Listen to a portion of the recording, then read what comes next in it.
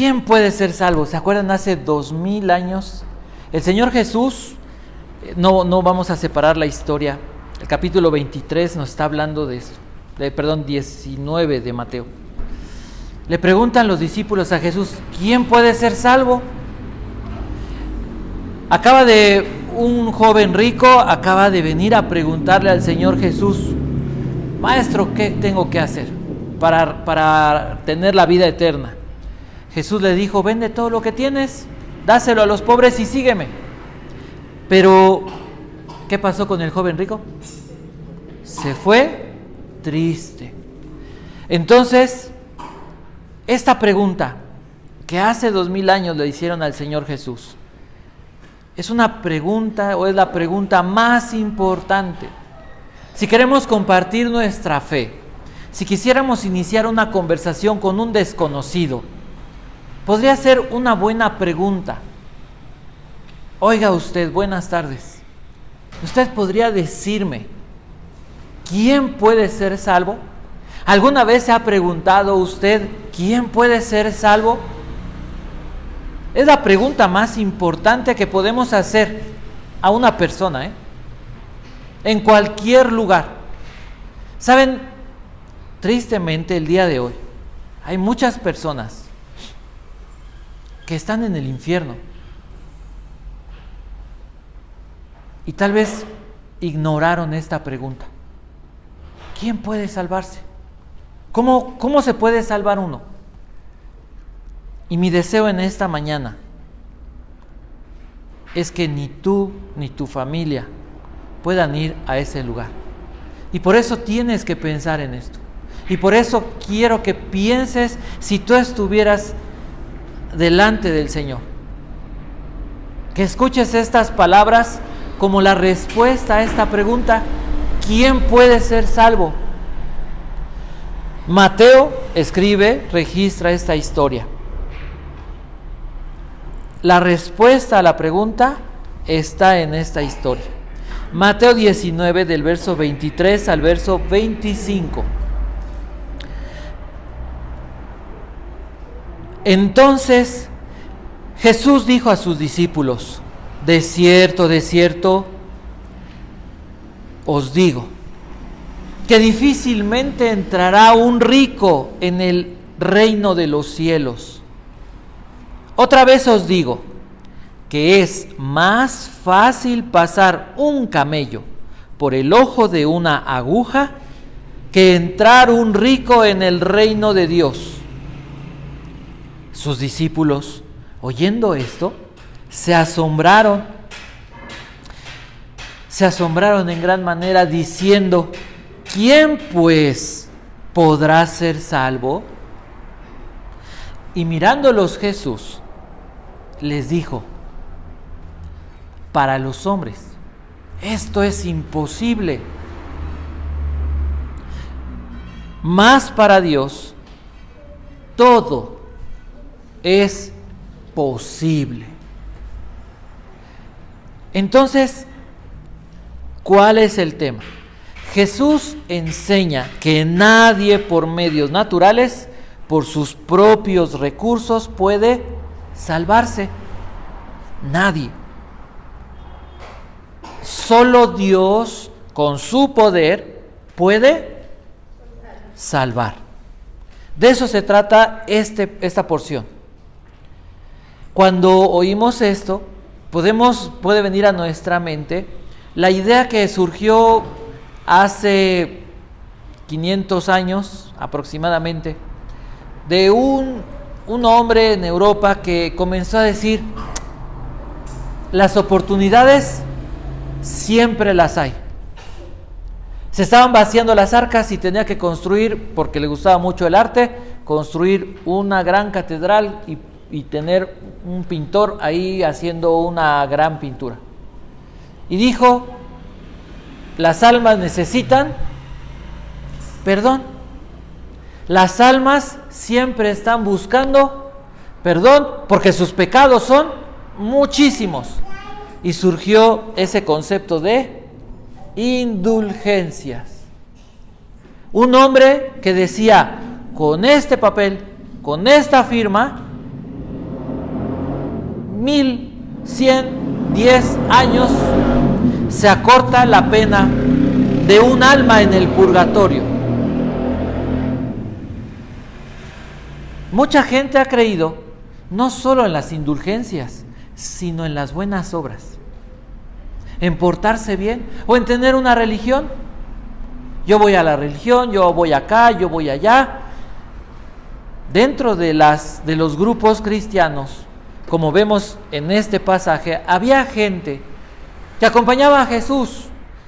¿Cuánto dura el mensaje? Dura media hora. Bueno, media hora, ya, con media hora cumplí, la semana está justificada, 40 minutos y me voy y sigo mi vida. Eso es lo que pensaba el joven rico y es lo que pensaba la mayoría de los religiosos de esa época. Hay formas para sentirme bien, pero la salvación no es lo mismo que la moral. La salvación se trata de vida eterna, de perdón de pecados. ¿Cómo comienza este diálogo? El Señor Jesús hablándole a sus discípulos. ¿Qué es lo que les dice? Les explica, es casi imposible que un rico pueda entrar, específicamente refiriéndose a aquel hombre, pero habla en general de los ricos. Es casi imposible que un rico pueda entrar en el cielo. ¿Se acuerdan? En esos tiempos el pensamiento era, si tengo dinero, si me va bien, si hay salud, es que Dios está de mi lado, yo estoy bien con Dios. Pero entonces Jesús dice estas palabras: difícilmente un rico va a entrar en el cielo. ¿Qué piensas que pasó en la cabeza de ellos? Por fin, pues no que hay bendición por seguir a Dios, no que si tengo dinero es porque Dios me está bendiciendo, no es que si me va bien, si hay salud, Dios está bien. ¿Cuál es el detalle ahí? Porque hoy puede pensar la gente lo mismo, ¿sí o no? Estamos bien con Dios, pues estamos, ahora sí que de aquí en adelante. ¿Cuál es la diferencia? El problema, o por qué no entran los ricos en el cielo, por qué no entran los exitosos en el cielo, porque no ponen su confianza en Dios. Ese es el gran problema. Ese hombre se fue porque iba a perder lo más valioso. Ese hombre se va y dice, no, es que ¿cómo me van a quitar esto? ¿Por qué les dolería tanto? Jesús trata de hacerles entender esta enseñanza y les da una historia. La historia o la parábola del camello y el ojo de la aguja. ¿Cuál era la meta del rico? ¿Cuál es la meta que debe haber en el corazón de las personas? ¿Cuál es la meta que debe de tener cualquier ser humano? El propósito principal de cualquier ser humano. La salvación, llegar al cielo. ¿Por qué llegar al cielo? Es que allá ya está todo bien y está bien padre, y los borreguitos y las nubes y esa es la motivación de llegar al cielo. ¿Cuál es la motivación de llegar al cielo? ¿Cuál sería su motivación? ¿Cuál era la motivación de los apóstoles? ¿Cuál? Pasar la eternidad con Dios. ¿Sabes qué? Dios este mundo se echó a perder, este mundo lo hicimos pedazos los seres humanos. En este mundo, en esta creación, no hay forma de que estemos bien. Pero en el cielo, de aquel lado del cielo, vamos a estar contigo. Ya no solamente de esa forma interna, etérea, espiritual, sino ya casi físicamente podemos ver a Dios. Esa es la motivación de ir al cielo. Es que allá ya no se llora, no se sufre. No, es llegar a ver a Dios, es llegar a casa cuando alguien parte. Ese es el consuelo, ya llegó a casa. Da tristeza de este lado del cielo porque no entendemos. El apóstol Pablo escribió y dijo, ¿es mejor estar allá? Si me preguntaran, yo me hubiera quedado allá. ¿Se acuerdan? La visión del tercer cielo. Esa es la motivación, ver a Jesús, abrazar a Jesús. Ya no es así como aquí que hacemos llamadas, ¿no? Por teléfono, nuestras oraciones. Señor, híjole, ¿qué crees que de este lado? Yo sé que tú lo ves, pero está bien difícil. Señor, ya ven, Señor, las cosas ya nos están cercando. Ya es estar en la presencia de Dios, ya es estar con Él. Esa es la motivación de llegar al cielo. Pero aquel hombre, como las personas de ese tiempo, los religiosos, y había quien ya había perdido la esperanza y ya vivía como los paganos, como los griegos, ¿no? Ya vestía así la ropa de allá, ya hacía una vida como aquella, habían perdido la esperanza. ¿Cómo se llega al cielo? Es lo que Jesús quiere enseñar. Aquel rico decía, pues estoy bien con Dios, yo cumplí la ley, yo tengo mi religión, mira, me va muy bien. ¿Cómo me dices que esta no es la manera de llegar al cielo? A mí se me hace que yo ya me equivoqué. O sea, estás chocando con lo que me han enseñado, con lo que yo tengo tatuado en la cabeza, en el corazón. La religión y las buenas obras se demuestran que me conectan también con Dios, que hace que yo pueda tener prosperidad humana. Y me dices que no. ¿Cuál es el problema? El corazón. Y este hombre, ¿ustedes creen que estaba consciente de que amaba más sus riquezas? ¿Estaba consciente de que tenía un ídolo? No. Eso es lo que pasa en el corazón. Tú pregúntale a alguien, y sobre todo a una persona que dice creer en Dios, ¿tienes ídolos en tu corazón? ¿Y qué van a decir todos? No. Pero lo que enseña este pasaje, teológicamente hablando de antropología, es que el corazón del hombre, así por naturaleza, por la corrupción, hace ídolos. Este hombre se descansaba en sus riquezas, en sus posesiones. Tengo un problema y tengo con qué solucionarlo. Tengo un problema y mira, muevo esto, hago así, vendo esto, cambio esto y salgo adelante de mis problemas porque Dios me ha dado esto Pero ya no confiaba en Dios. Habrá gente que confía en su inteligencia. No, mira, yo sé cómo mover todo. Y puede ser que tengan inteligencia y puedan mover a las personas, pero ya no es Dios. Y cada uno, de verdad, cada uno tiene que buscar y decirle a Dios, híjole, yo no me doy cuenta cuál puede ser ese ídolo en el que estoy descansando, en el que me estoy sosteniendo. Esos son los ídolos, lo que me hace sentir que puedo de alguna forma estar firme. Entonces Jesús les va a explicar y va a enseñar a esa audiencia cómo es que pueden acceder a la vida eterna, y no es por recursos propios, no es por buenas obras, no es por una religión. ¿Cuál es la razón? ¿Cuál es la forma en la que una persona puede entrar al cielo? Primer punto, Jesús advierte sobre las riquezas. Versos 23 y 24. Jesús les dice difícilmente, es casi imposible que un rico entre en el reino de los cielos. ¿Cuáles eran las riquezas de este hombre? Bueno, sus posesiones. Dinero. El día de hoy, ¿quién no confía en el dinero? La vida misma nos lleva a eso. Porque a veces pensamos, ¿cuál es el límite del trabajo? No, hay que trabajar de sol a sol. De sol a foco, dicen otras personas. No, 8 horas y nada más. ¿Cuánto tiempo trabajaban los judíos? ¿Se acuerdan la parábola de los viñadores? ¿A qué hora comenzaba su día? 6 de la mañana. La hora tercera son las 9. A las 6 de la mañana ya están trabajando, o es el horario para comenzar a trabajar. ¿Y a qué horas terminan? Al mediodía. No, ¿a qué horas terminan? A las 6 de la tarde.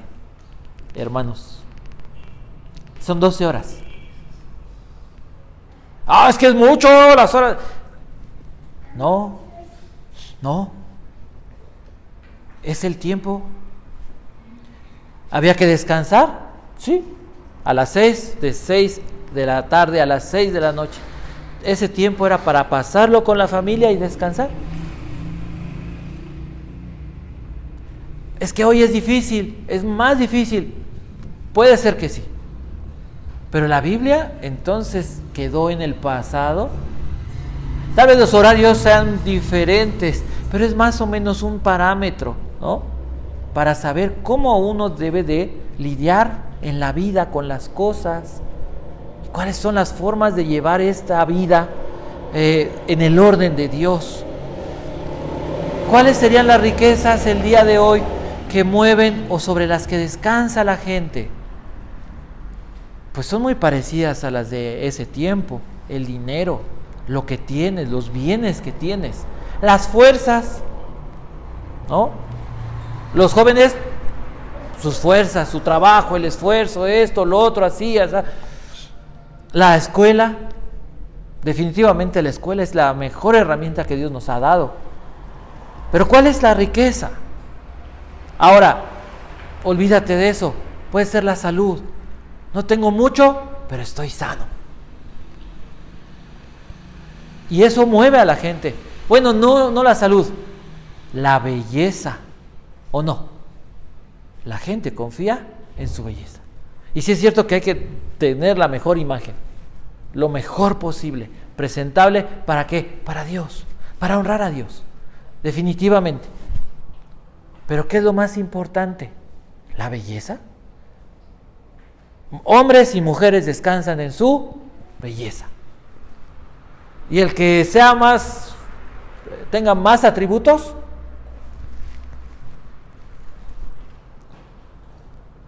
¿cuál es la riqueza en la que puedan estar confiando hoy las personas? En el verso 25, ¿qué pasa cuando Jesús les dice, no es por riquezas, no es por lo que tengas? Eso no demuestra que estás en una buena relación con Dios. ¿Qué pasa en la mente de ellos? ¿Qué pasa en el corazón? Le preguntan, entonces, ¿quién puede ser salvo? Si eso es lo que nos han dicho, ¿quién va a poder ser salvo?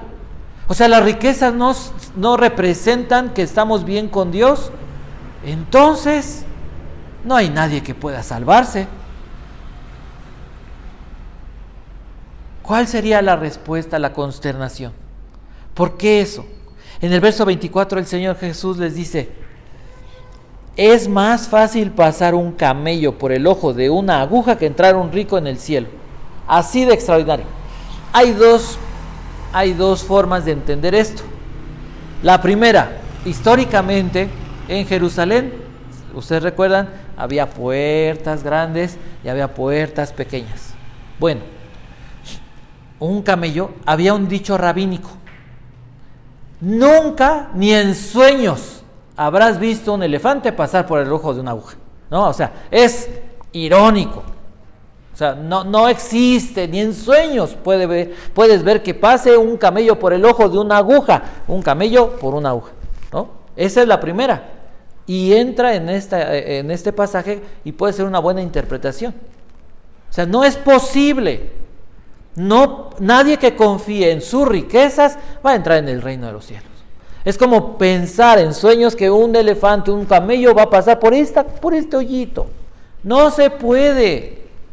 Históricamente existe la otra posición, que es, había unas puertas y una puerta pequeña que se llamaban agujas y que por ahí se pasaban muchas veces las personas, pero no los camellos. ¿Cuál sería la única manera en que un camello pudiera entrar por esa puerta pequeña llamada aguja? Despojarse quitarse lo que estorba, hincarse y pasar, ¿no? Arrastrando así, pasar por ahí. Sería la única manera. Y también eso podríamos considerarlo como una interpretación correcta. ¿Qué tendría que hacer el rico? ¿Qué tendría que hacer las personas que confiaban en su religión o en sus buenas obras para entrar al reino de los cielos? Darse cuenta que está estorbando. Para el joven rico fue sus bienes y sus posesiones, pero para ellos, ¿qué sería? La religión era un estorbo. Ellos decían creer en Dios, pero ¿en qué descansaban? En su religión, ¿no? Sus fiestas, que tenían la ley de Moisés, no la sabían, ¿no? Cada uno la interpretaba. Es que el día de reposo, mira, se calculan 1200 pasos más o menos, y si tú caminas un paso más ya... Y había una serie de interpretaciones, ¿no? Que si este es muy estricto, ni siquiera frotar el trigo, eso es trabajo y te condenaste y perdiste tu salvación, tú ya eres un pagano, estás expulsado del reino. Y el otro que decía, no, bueno, mira, no hay que ser tan, verdad, hay que entender que las cosas. Y entonces la gente se empezaba a diluir en su fe. ¿En qué confiaban? Hoy, ¿en qué se confía? Dios siempre acusó a Israel de una cosa: te olvidaste de mi palabra, te olvidaste de mí. La realidad, entendamos esto, la realidad de la relación con Dios no se basa en que tenga mucho dinero, muchos bienes, prosperidad, salud. Esas son muchas veces consecuencias y bendiciones de que Dios nos está bendiciendo, porque nuestra vida está operando en el orden de Dios, ¿sí? En el orden de Dios, cuando dice la Biblia, a Jehová presta el que da al pobre. Entonces, tú eres una persona que bueno, a veces que dices, no, es que ya dimos, ya pasaron como 10 y les das y siguen pasando, ¿no? Pero tú das, apoyas, ¿no? Estás tratando de pensar cómo ayudar a la gente y estás haciendo. ¿Qué va a hacer Dios? Estás procurando bendecir a la congregación, a la iglesia. ¿Qué va a hacer Dios? Te va a seguir dando porque eres canal. Entendiste que solamente eres el canal para que Dios bendiga. Y dentro de ese, pues a ti también te va hasta mejor, ¿no? O sea, bendices a mucha gente, pero tú estás bien bendecido. Pero ¿cuál es la esencia de la relación con Dios? ¿Qué enseña la Biblia? Así, ¿qué le dirías a una persona? Si te dijera, bueno, entonces yo cómo sé si estoy bien con Dios o no.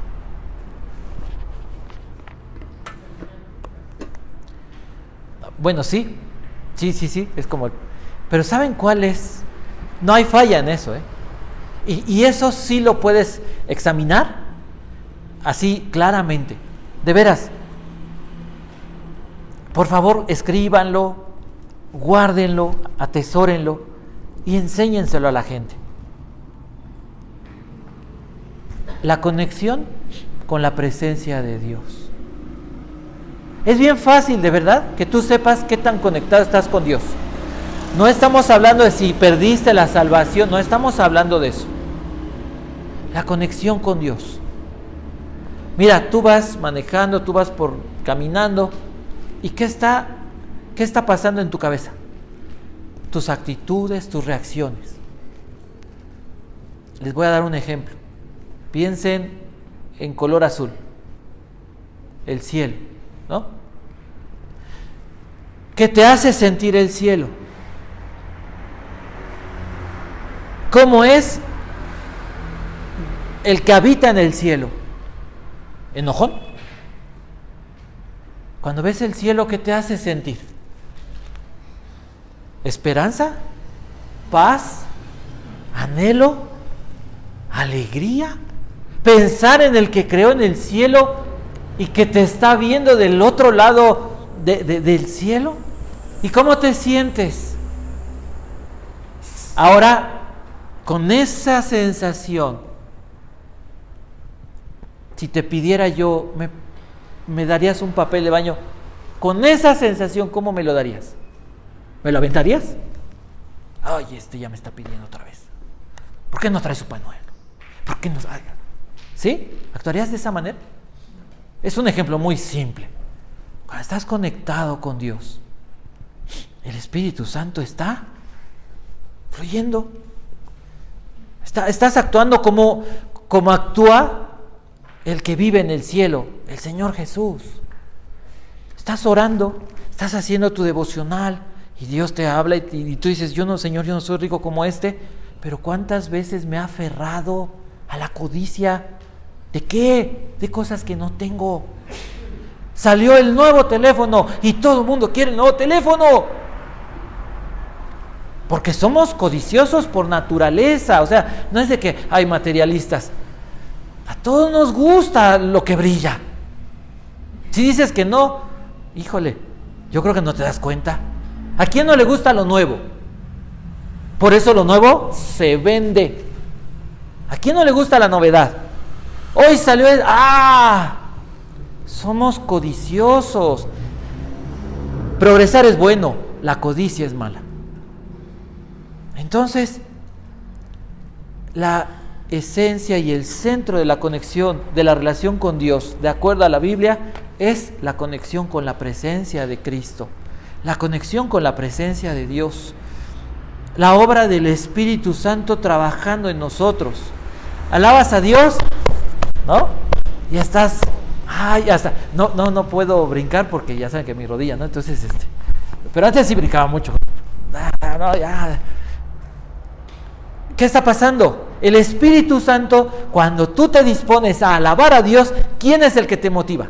¿Quién es el que dice, órale, estás dispuesto? Yo te lleno, yo te muevo.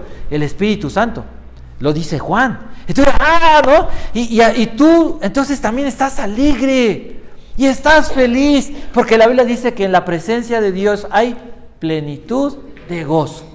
Pero entonces estás enojado, estás lleno de la presencia de Dios. ¿Qué te está llenando? El enojo, porque estás frustrado, porque alguien está estorbando tus objetivos, tus deseos. Y entonces la Biblia ya se convirtió en algo práctico, algo que te está moviendo, algo que te está enseñando a vivir en el reino de los cielos, bajo las leyes del reino de Dios. Los discípulos se asombraron cuando Jesús les dijo esa historia, así se les abrieron los ojos, ¿no? ¿Han visto los coreanitos? Están así, ¿no? Pero ¿qué pasa con los coreanitos? Se les abren los ojos. Entonces nadie va a entrar en el reino de los cielos. Entonces no es posible. O sea, ¿cuál hombre va a entrar? Entonces, hasta ellos mismos, como decía la hermana, ellos mismos. Y entonces, ¿realmente podremos entrar al reino de los cielos? ¿Qué les contesta el Señor Jesús? Ya llamó su atención, ya dijeron, caray, o sea, este cuate que tenía todo, que ellos tal vez mismos dijeron, siéntate aquí, mano, porque tú has de ser de los de la fe, de los buenos. Y se va triste y Jesús le dice, ni ellos entran en el reino. Imagínate a Pedro y a Juan y a Jacobo. ¿Qué pensaron? Ya. Híjole, es bien triste, pero lees la Biblia y dices, bueno, es que Pedro en qué momento no le estaba regando, ¿no? Pues ese cuate debería, por misericordia le deberían de haber puesto algo. Lo hubieran amarrado, no sé.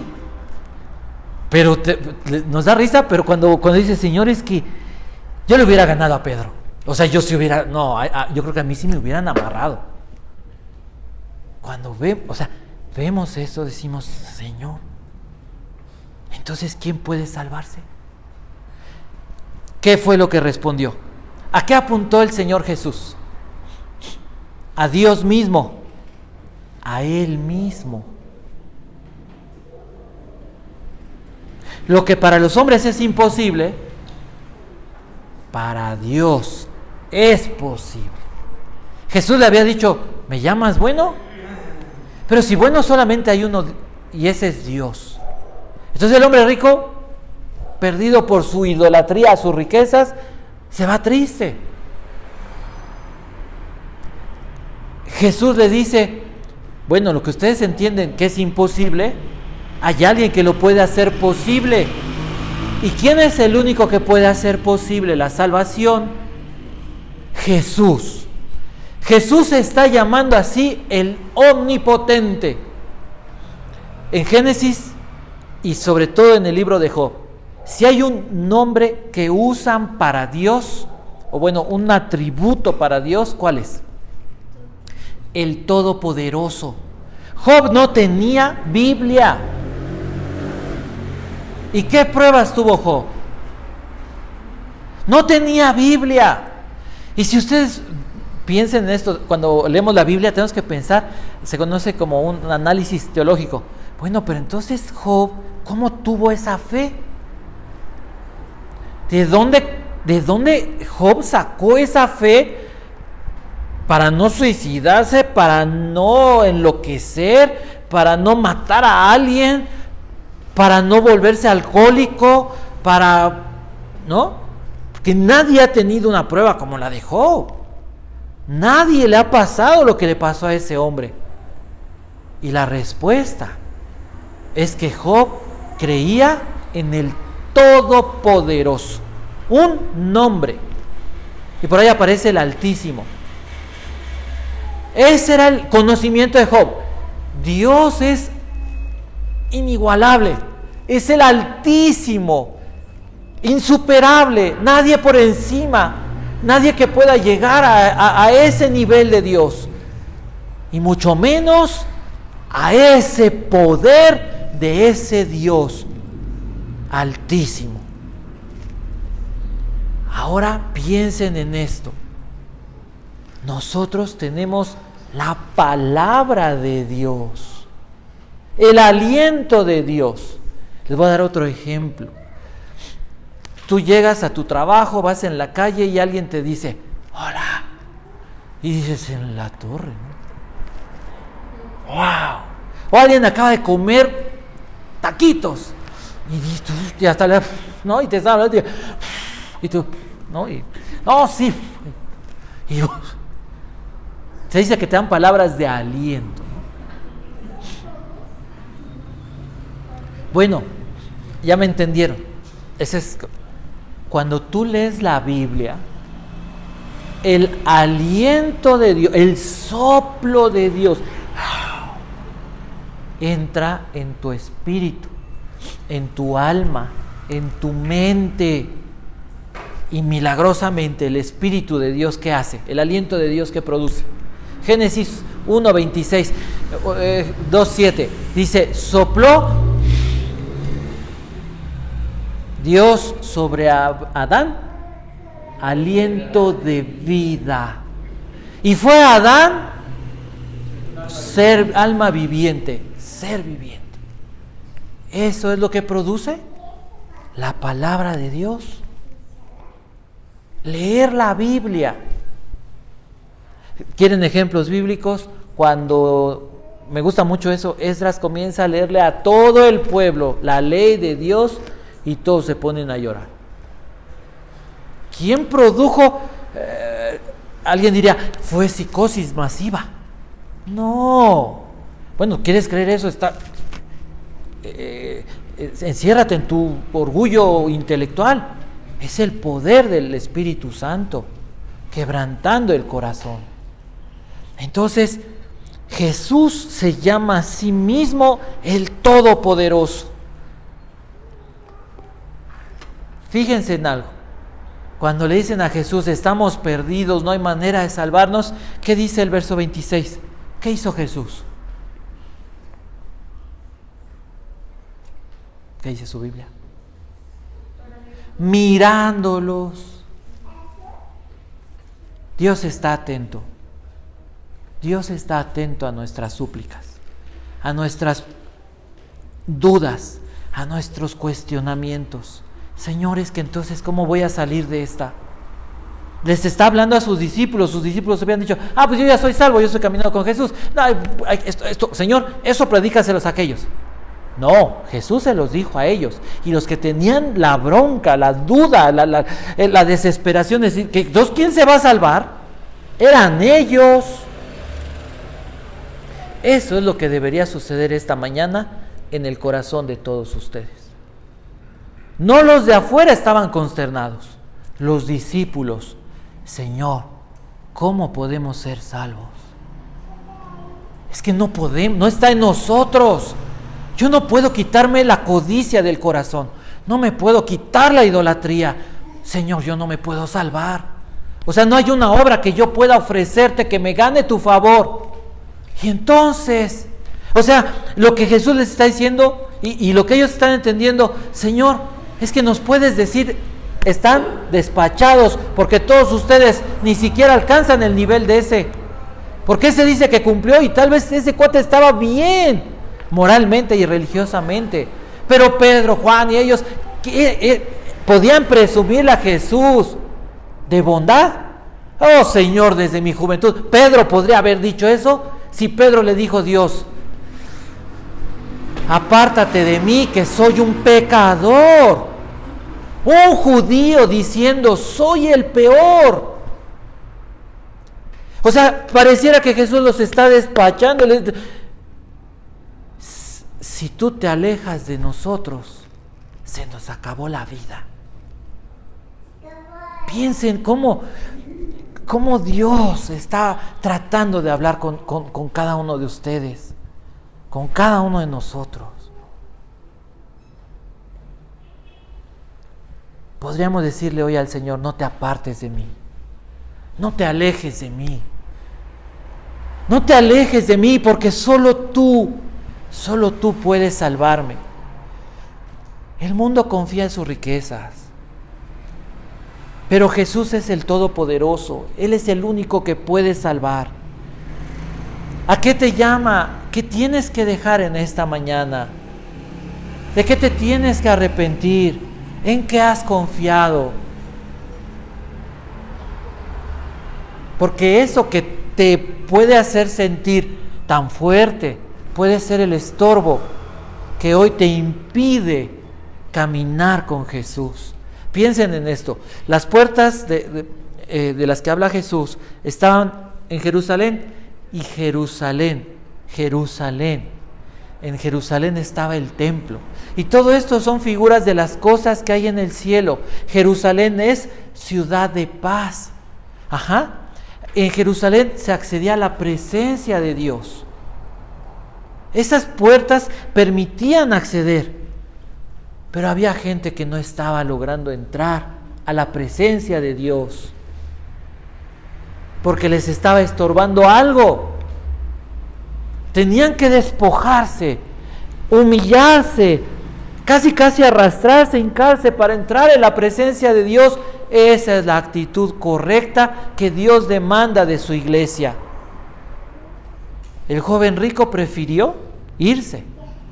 Los discípulos estaban alarmados.